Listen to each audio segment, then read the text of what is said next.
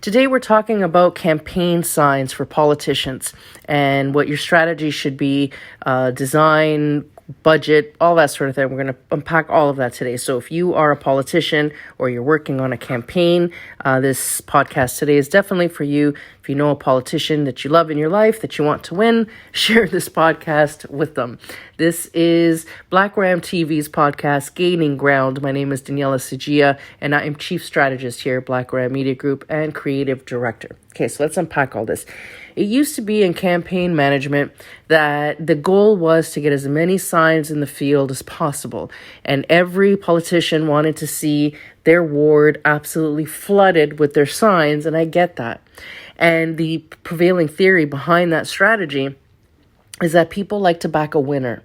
So you're trying to get a momentum started. So people start to see your name appearing everywhere. They start to feel safe liking you too, right? That they could start telling people in public, hey, I really like this candidate, and not worry that they're going to get a ton of pushback or that everybody's going to make fun of them. How could you? They're a loser or whatever. So if they see that all of a sudden your signs are appearing everywhere, there's a little bit of confidence that gets built in maybe a swing voter, let's say, well, everybody else likes them, there must be something to that, so you'll kind of get that momentum.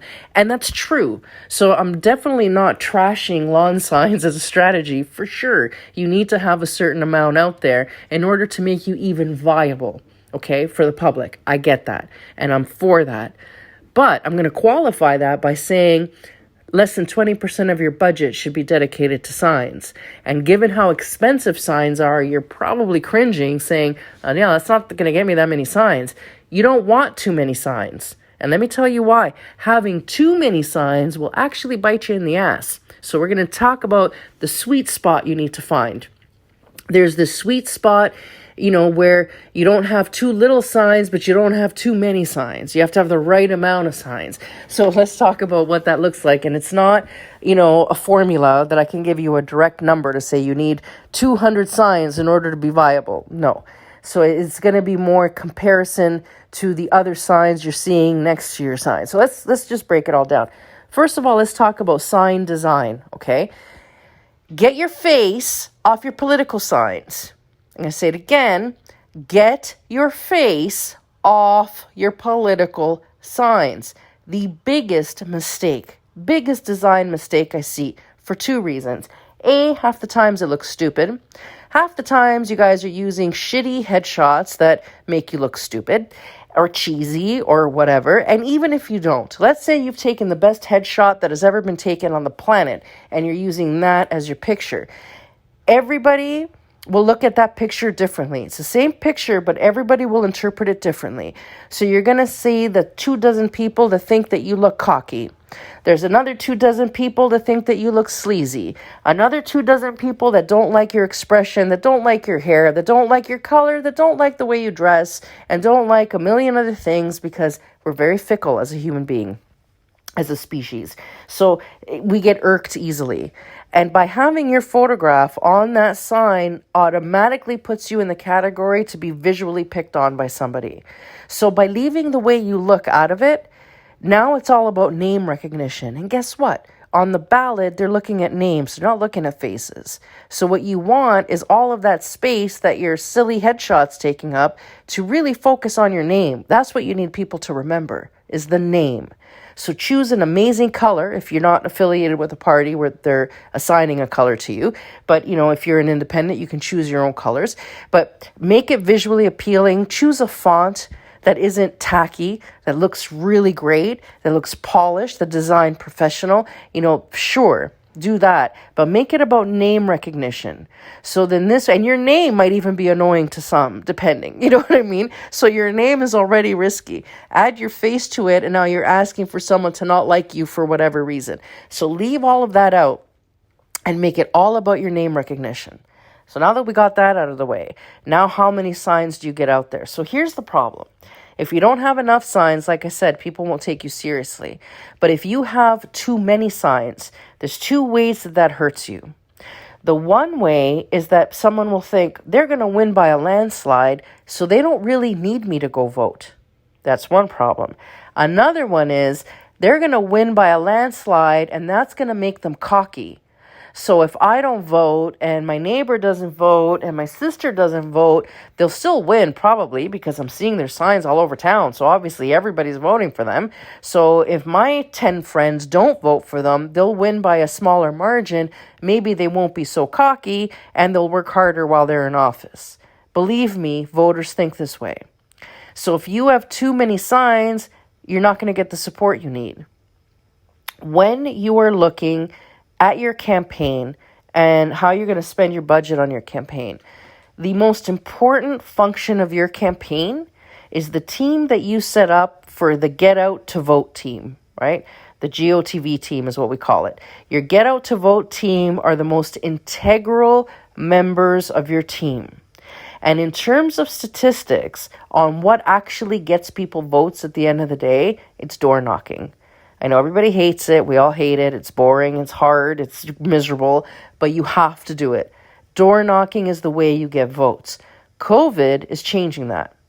These face-to-face interactions is where people get to like you, they get to talk to you, they get to trust you, and that's what matters in politics. So when you're removing door knocking and you're removing the rallies and the political parties and everything, the fundraising events that we're used to seeing during a campaign, COVID's going to change the face of that quite considerably.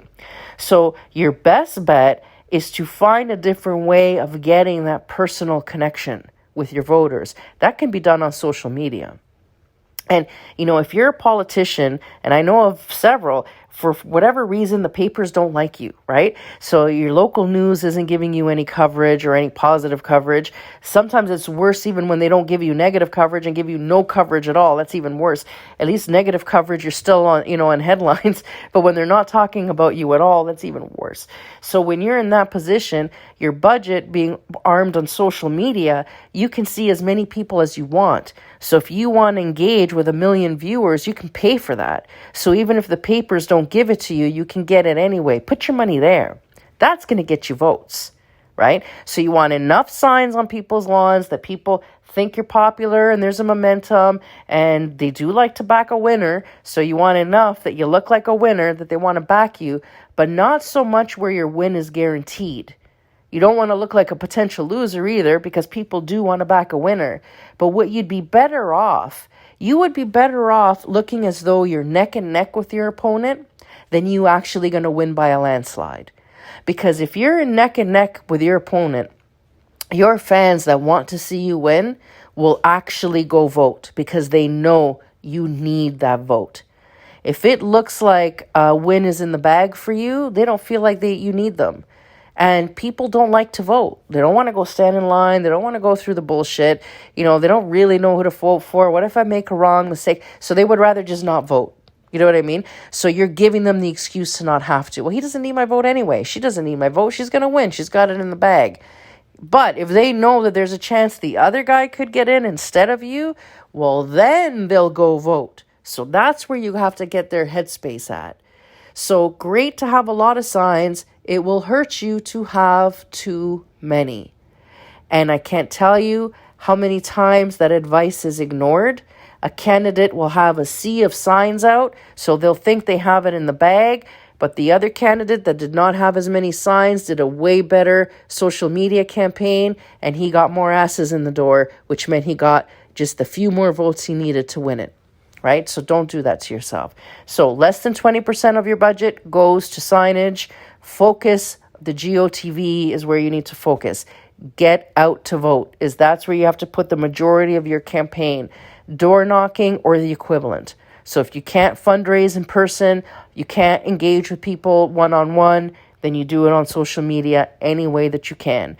That's where you put your money. Have a great day, everybody. If you find this helpful, like, share, comment. If you want to me to cover different subjects, if there's other stuff you want me to talk about, please write in. I'd love to hear from you. I'd love to answer your questions. You can email me at Daniela@blackrammedia.com. And you are listening to Black Ram TV's podcast, Gaining Ground. My name is Daniela Sigia, and I look forward to speaking with you again. Have a great day. Like, share, post. You really help us when you do. Bye, everyone.